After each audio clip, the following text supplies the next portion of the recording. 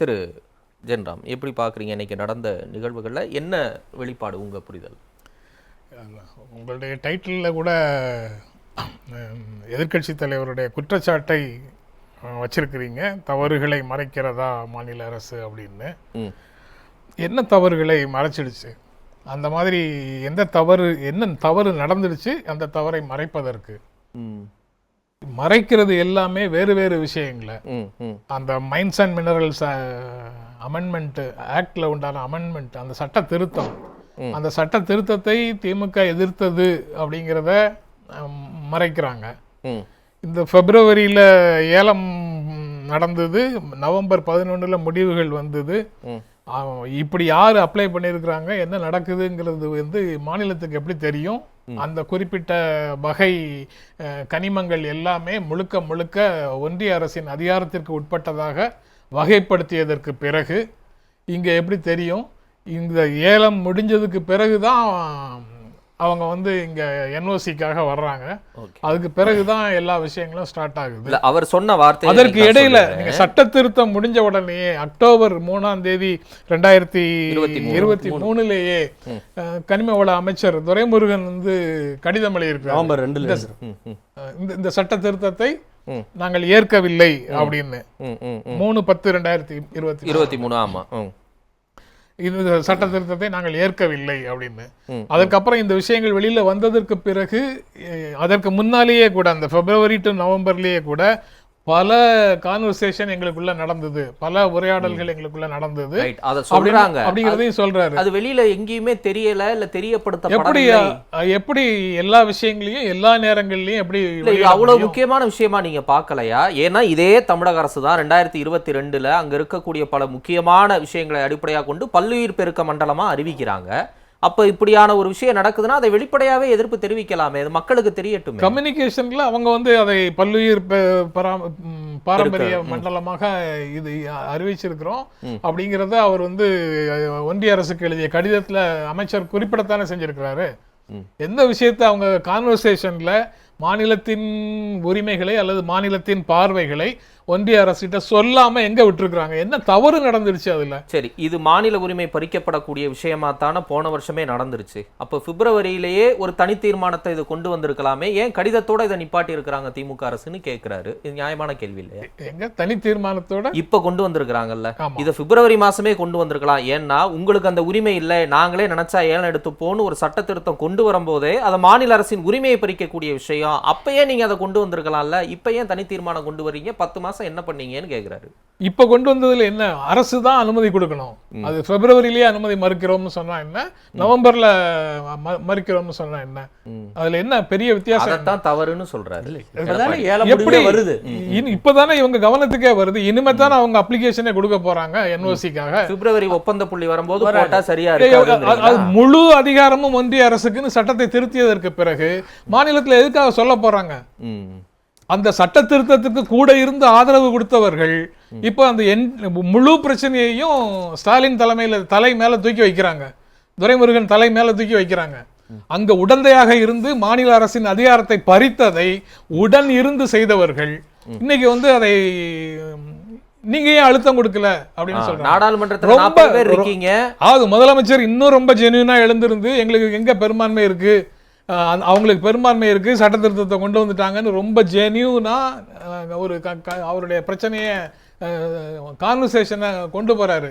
ஆனா ஆத்தாவையும் சந்தைக்கு போகணும் காசு கொடு அப்படின்னு 16 வயதிலே டயலாக் மாதிரி இந்த 10 மாசத்துல என்ன செஞ்சீங்க, அரசு அலட்சியமாக இருந்தது அப்படின்னு திரும்ப திரும்ப திரும்ப திரும்ப பேசிட்டு இருந்ததை தவிர இன்னைக்கு என்ன நடந்தது? முதல்ல அந்த பிரச்சனையை, மக்களுடைய பிரச்சனையை ரைஸ் பண்ணார் எதிர்க்கட்சி தலைவர், எமோஷனலா அதை கையாண்டதற்கு முயற்சி செய்தாருங்கிறத அக்கறை என்று கருதினால் அக்கறை என்று ஏற்றுக்கொள்ளலாம். ஆனா கூடவே அரசியல் ஆதாயத்துக்காக நடக்காத தவறை நடந்ததாக சொல்லி ஒன்றிய அரசு அதிகாரத்தை குவித்துக் கொண்டதை முழுவதுமாக மறைத்து ஏதுமற்ற மாநில அரசை மேலும் மேலும், அதாவது விக்டிமைசிங் த விக்டிம்ஸ் சொல்லுவாங்களே, மேலும் மேலும் மாநில அரசை குறை சொல்லி பேசுவது முழுக்க முழுக்க அவர்களுடைய அரசியல் ஆதாயத்திற்காக. சரி, எனக்கு எங்க இந்த சந்தேகம் வருதுன்னா, திரும்ப திரும்ப அவர் இன்னைக்கு என்ன சொல்றாருன்னா, நாடாளுமன்றத்துல நீங்க 39 பேர் இருக்கிறீங்க, 40 பேர் இருக்கிறீங்க, என்ன பண்ணிக்கிட்டு இருக்கீங்க அப்படின்னு. ஒரே ஒரு இதை எங்க கனெக்ட் பண்ணிக்கிறேன்னா, இந்த இடத்துலயே கேட்றேன், இந்த தமிழ்நாடு தொடர்பான பிரச்சனைகள் நாடாளுமன்றத்துல வரும்போது அது தொடர்பான வாக்கெடுப்பை 40 நாடாளுமன்ற எம்பிக்கள் மட்டும்தான் நடத்துறாங்களா? 543 பேர் இருக்கிற இடத்துல 39 பேர்னு சொல்றதுல என்ன பொருள் இருக்கு? அழுத்தம் கொடுங்க, வாங்குங்க அப்படின்னு என்ன அழுத்தம்? வாக்கெடுப்பு கொடுக்க முடியும். வேற என்ன அழுத்தம் கொடுக்கறதான் 140 அந்த நடந்த சீசனை போறோம் பாருங்க. அந்த சீசன் சஸ்பெண்ட் பண்ணப்பட்ட இல்ல. நான் எப்படி கேட்கிறேன்னா, அடிக்கடி திரு எடப்பாடி பழனிசாமி இதை சொல்லுவார். இன்னைக்கு அதை சொல்லல, இருந்தாலும் புரிதல்ல கேட்கிறேன் நான். காவிரி மேலாண்மை வாரியம் சொல்றாரு. அப்ப வந்து நாடாளுமன்றம் நடப்பது ஆளும் ஒன்றிய அரசுக்கு இடைஞ்சலாக இருந்துச்சு. அவர்களுடைய அஜெண்டாவை இவங்க காவிரிக்காக ஒரு பிரச்சனையை முன்னெழுப்பி நாடாளுமன்றம் நடக்க விடாம செய்தாங்க. நான் முழுசா சொல்லிடுறேன், மக்களுக்கு இதுதான் பிரச்சனை. இல்ல, காவிரி மேலாண்மை வாரியம் மத்திய அரசு அமைக்கல. நாங்க வந்து ஒரு 2 வாரம் போரிட்டு நாடாளுமன்றத்தை முடக்கி காவிரி மேலாண்மை ஆணையத்தை அமைச்சொல்ல 37 எம்பிக்கள் 2014 செலக்ட் பண்ணப்பட்டவங்க. அந்த மாதிரி நாடாளுமன்றத்தை நீங்க முடக்கி தமிழ்நாட்டுல செய்யுங்க அப்படின்னு. உங்க கேள்வியை நான் முழுசா புரிஞ்சுக்கிட்டேன், மக்களுக்கும் புரிஞ்சுக்கிட்டோம். ரைட்டு. அதாவது காவிரி மேலாண்மை வாரியம் தொடர்பான பிரச்சனைக்கு தைரியமாக தொடர்ந்து பல நாட்கள் நாடாளுமன்றத்தை முடக்கி அதிமுக சிஏஏக்கு ஆதரவாக வாக்களித்தார்கள். இந்த திருத்தங்களுக்கு ஏன் ஆதரவாக வாக்களிக்கிறாங்க? அவங்களுக்கு உடன்பாடு இல்லைன்னா பண்ண போறாங்க. இது உடன்பாடோட பண்ணதா? இது உடன்பாடோட பண்ணதுன்னா இன்னைக்கு பேசுவதற்கு என்ன தகுதி இருக்கு? இந்த திருத்தங்களுக்கு எல்லாம் ஆதரவாக வாக்களித்தவர்களுக்கு காவிரி பிரச்சனை இந்த அரசு வந்ததுக்கு பிறகு முற்றிலும் சரி பண்ணிருச்சா? காவிரி கட்சி பேசணும்னா அதுக்கு என்ன தகுதியா இருக்கணும்? காவிரி நாட்டுல எதிர்க்கட்சியா இருக்குது. ஏற்கனவே நீங்க இருந்தீங்களா 10 ஆண்டு காலம்? அக்னீஸ்வரன் அவ்வளவு ஆவேசப்பட வேண்டிய அவசியமே இல்லை. காவேரி பிரச்சனைக்காக அதிமுக பல நாட்கள் நாடாளுமன்றத்தை முடக்கியது பாரதிய ஜனதா கட்சியின் அரசியல் திட்டத்துக்கு ஒத்துழைப்பதற்காக. அது இவங்க வந்து அந்த கோரிக்கையை வலியுறுத்தி அந்த முடக்கல் அந்த சமயத்துல அரசாணை வெளியிட்டது அதுவும் திட்டமாட்டணி இல்லையே. முதல் நாளே அமைச்சர் உமா பாரதி அரசாணை வெளியிட்டது. ஒரே நிமிஷம் இருங்க. முதல் நாளே அரசாணையை வெளியிட்டிருக்கலாம்ல. இவ்வளவு நாள் முடக்குவதற்கு அவங்க அஜெண்டா முடிஞ்சதுக்கு அப்புறம் முடக்குனாலதான் அரசாணை வந்துச்சு. அவங்க அஜெண்டா முடிஞ்சதுக்கு அப்புறம் அவங்க வெளியிடுறாங்க. அது போக இதுல உண்டான பிரச்சனைகள் எல்லாமே தொடர்ந்து பல்வேறு அமைப்புகளும் இதுல இருக்கக்கூடிய பிரச்சனைகளை சொல்லிக்கிட்டே தான் வர்றாங்க. இது ஒன்றிய அரசு அனுமதி கொடுத்திருக்குது, ஏலம் நடத்தி இருக்குது. ஆனா மாநில அரசு அனுமதி கொடுக்காமல் அதை எப்படி கையாளப் போகிறார்கள்ங்கிறத பார்க்கணும். அதனால முதலமைச்சர் சொல்ற ஸ்டேட்மெண்ட்டை அதோட ஏத்துக்கிட்டு ஒரு தடவை பேசியதோட அல்லது 2 முறை பேசியதோட ஏற்றுக்கொண்டு அதிமுக ஒரு மனதாக இந்த தீர்மானத்தை ஆதரிக்கிறோம்னு சொல்லியிருந்தாங்கன்னா ரொம்ப நாகரிகமாக இருந்திருக்கும். அதை விட்டுட்டு திரும்ப ஒரே விஷயத்த என்ன விளக்கம் வந்தாலும் அதே விஷயத்தை திரும்ப பேசிட்டு இருந்தது ஏற்புடையதல்ல. ரொம்ப ஆவேசமாக அக்னீஸ்வரன் பேசியிருக்கிறாரு. அதனால அவர் சொன்ன ஒரு விஷயத்துக்கு முதல்ல அவர் சொன்னதுலேருந்து பதிலிலேருந்து ஆரம்பிக்கிறேன். ஒருவேளை அவர் சொன்ன மாதிரி ஒரு வாதத்துக்காக அவர் சொன்னதை ஏற்கிறேன்னே வச்சுக்கோங்க, தமிழ்நாடு முதல்ல ஒப்புதல் கொடுத்துருக்குது அல்லது எதுவுமே செய்யல அப்படின்னா மக்கள்கிட்ட அந்த பிரச்சனை வந்ததுக்கு அப்புறம் மக்கள் அதற்காக போராடுகிறார்கள். கிராம சபைகள் அதற்கு எதிராக தீர்மானங்கள் நிறைவேற்றுகின்றன, உள்ளாட்சி அமைப்புகள் தீர்மானம் நிறைவேற்றுகின்றன. பிளாச்சி மாடால் மக்கள் போராட்டமும் கொக்கோ கோலா மூடிட்டு போன மாதிரி இதை இனிமேல் செய்யக்கூடாதா? அதுக்கு அரசும் எதிர்கட்சியும் சேர்ந்து நிற்கக்கூடாதா? இந்த 10 மாசம் அப்படின்னு சொல்லி திரும்ப பேசுற நீ அப்படின்ற மாதிரி அந்த காமெடி சீன் மாதிரி ஏன் திரும்ப அதை பற்றியே பேசிட்டு இருக்கணும்? அதை பேசாம அடுத்த கட்டத்துக்கு இந்த போராட்டத்தை எடுத்துட்டு போறதுக்கு எதிர்கட்சியால கடந்து போக முடியாதா அப்படிங்கிற கேள்வி செஞ்சிருக்கணும். இப்ப திரு அருணன் கூட கூட்டணி கட்சியா இருந்தாலும் அது சொல்றாருல, அதை நீங்க பண்ணியிருக்கலாம். மக்களுக்கு தெரியணும் நான் என்ன பண்றேங்கிறது, அரசு என்ன பண்ணுதுங்கிறது மக்களுக்கு தெரிகிறது ஒரு நல்ல விஷயம் தானே. அந்த இடத்துல ஒரு கடந்து போயிட்டாங்களோ? இல்ல, அரசு வந்து அப்படி செய்யறதுக்கு அந்த கம்யூனிகேஷனை உடனே பிரஸ் கொடுத்துட்டு இருக்க முடியுமா? இல்ல, அது அரசு நடைமுறையில் அது சாத்தியமா?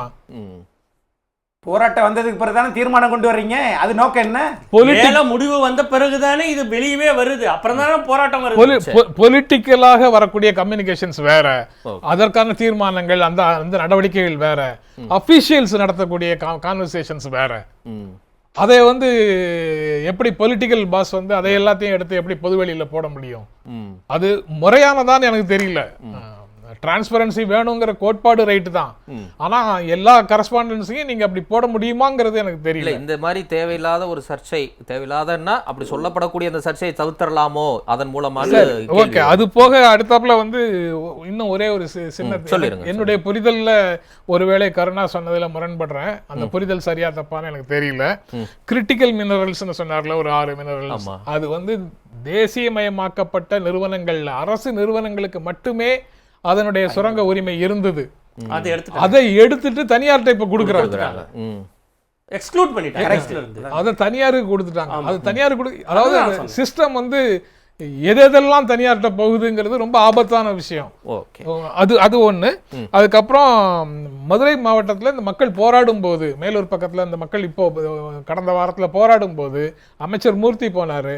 அங்க மேலூர் எம்எல்ஏ, அதிமுக எம்எல்ஏ பெரிய புள்ளான் போனாரு. பெரிய புள்ளான் அங்க டிக்ளேர் பண்ணியிருக்காரு, எதிர்க்கட்சி தலைவரிடம் சொல்லி அவர் ஒரு தீர்மானத்தை கொண்டு வருவார் இதற்கு எதிராக, அதை சட்டப்பேரவையில அப்படி அவர் கொண்டு வந்தாருன்னா நாங்க கூட இருந்து நிறைவேற்றுவோம்னு மூர்த்தி அங்க பேசவும் செய்திருக்கிறாரு. ஆனா நடைமுறையில செயல்படுத்தப்படும் போது ரோல் ரிவர்ஸ் ஆயிடுச்சு.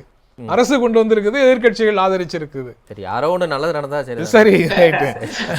அதுக்கப்புறம் நீதிமன்றங்கள் அப்படின்னு பேராசிரியர் அருணன் சொன்னார்ல, என்ன செய்யுமோன்னு, பிளாச்சிமாடாவுக்கு ஒரு தீர்ப்பு கொடுத்தது, அது கண்டினியூ ஆகும்னு நம்பலாம், நம்பிக்கை தானே, நம்பலாம். அதுக்கு போக அந்த ராயல்டி மாநிலங்களுக்கு கொடுக்கணும்னு சுப்ரீம் கோர்ட்டு ஒரு வெர்டிக்டும் ரெவியூ வந்ததையும் ரிஜெக்ட் பண்ணிட்டு, ரெவியூ பெட்டிஷனையும் ரிஜெக்ட் பண்ணிட்டு, அது மாநிலங்களுக்கு அந்த ராயல்டி உரிமை உண்டு, மாநிலங்கள் தான் அதற்கு உரிமையாளர் அப்படிங்கிறத சொன்ன கேஸும் நிலைத்து நிற்கும்னு நம்புறோம். வேற என்ன செய்யறது? சரி, நன்றி.